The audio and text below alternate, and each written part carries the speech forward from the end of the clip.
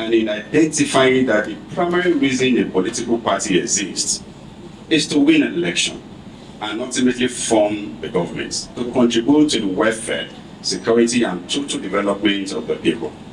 We wish to formally announce that we have decided to join a political party that considers winnings for its members as top priority, not minding who is on the ballot. Gentlemen of the press, we have decided to return to the All Progressive Congress APC. Our return to the APC is not a decision made lightly.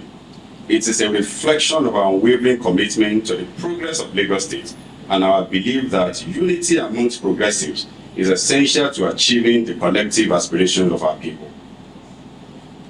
Let me tell you, before Jandor would say he actually wants to exhibit his can-do ability, he has to first win an election.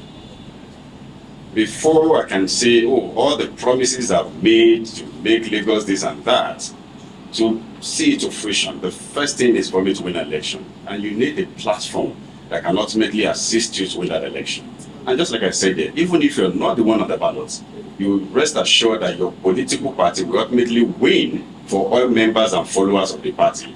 And from there, you can contribute your own quota into the development of the state.